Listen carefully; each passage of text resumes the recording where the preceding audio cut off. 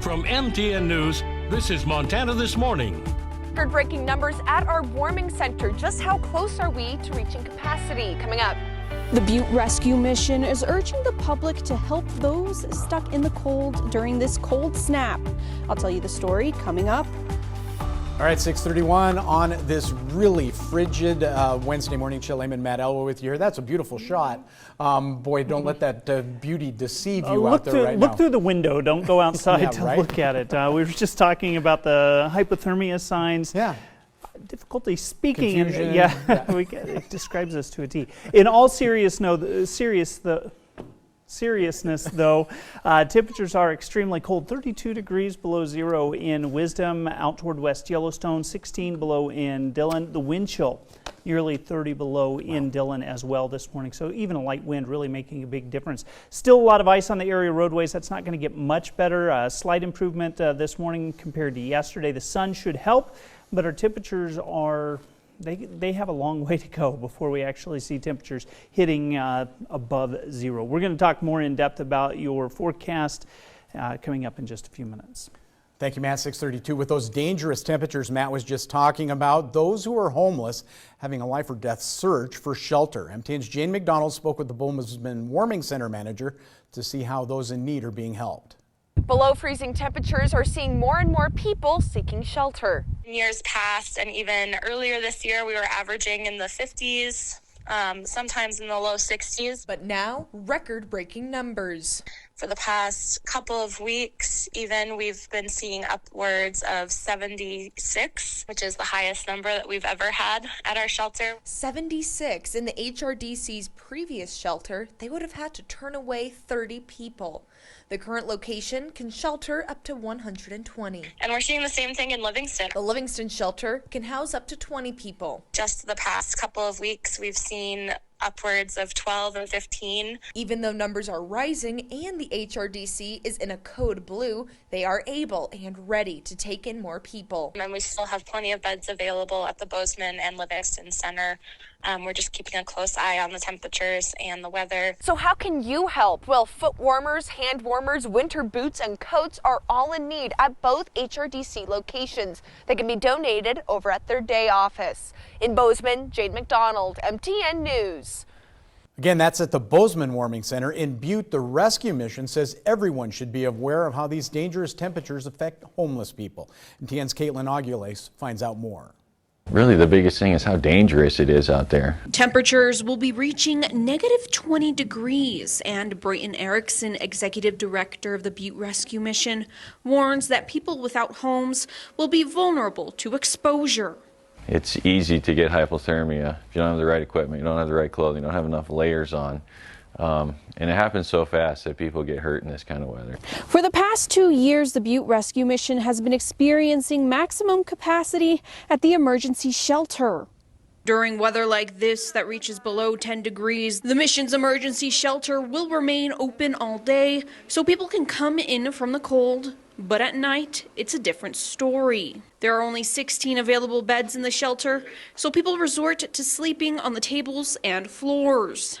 Butte Rescue Mission is not very big, and it should be made bigger because there's a lot of people sleeping on the tables, and that's not enough for them, I don't think. Robert Kostreva says that they help people like him when no one else will.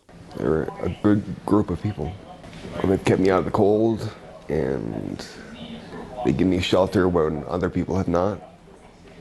Erickson says that it's important to get the word out before something that could have been prevented happens. If you see somebody out in the cold, make sure they have enough layers, make sure they have a warm place to stay, make sure they know that the rescue mission is here to help. In Butte, Caitlin Aguiles, MTN News.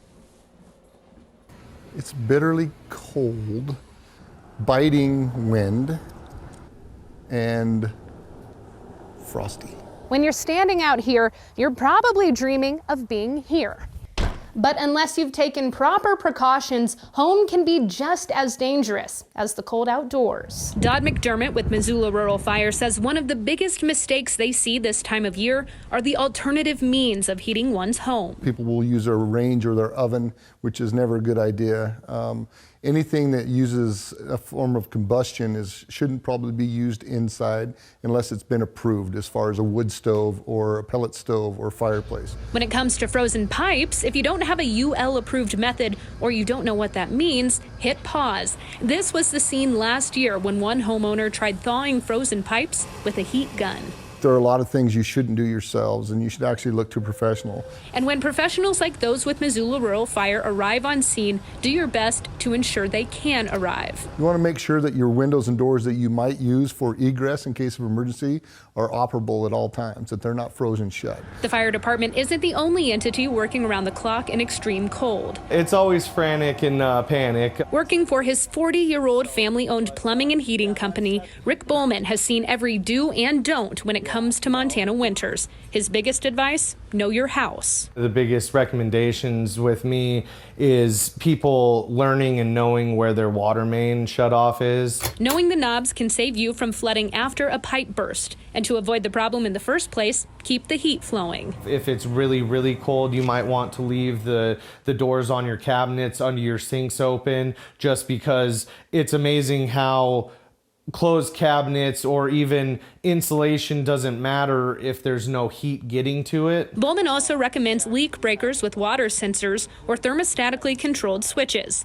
It's the action taken now that'll save you later, because even when you think a Montana winter has let up, it comes right back with a vengeance. In Missoula, Megan Mannering, MTN News. 6:37 in other news this morning, while Yellowstone National Park officials look at alternatives to the current bison management plan. Operations started about a week and a half ago at Stevens Creek to reduce the current number of bison in the park. The 2022 winter operation plan recommends removing 600 to 900 animals from Yellowstone's population of more than 5,000 bison. Population will be reduced by public and tribal hunting outside the park, capturing bison near the park boundary, and then transferring them to Native American tribes for processing and distribution of meat and hides to their members, and bison conservation transfer program that results in brucellosis-free bison being moved to tribal lands.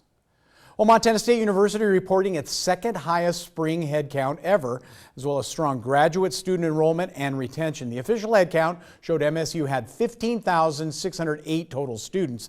That's a 4% increase over spring 2021, is second only to spring of 2019. Graduate student enrollment, the highest ever seen in the spring term at MSU, 2,024. That's an increase of 3% over last spring.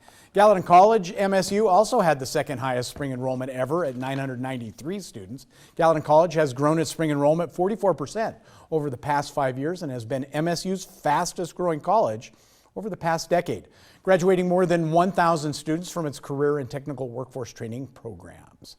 Well, yesterday, Chaudhary Children's Miracle Network announced Dakota Hurley as the 2022 champion for Children's Miracle Network. 17-year-old received care for generalized anxiety, major depression, suicidal ideations at Chaudhary.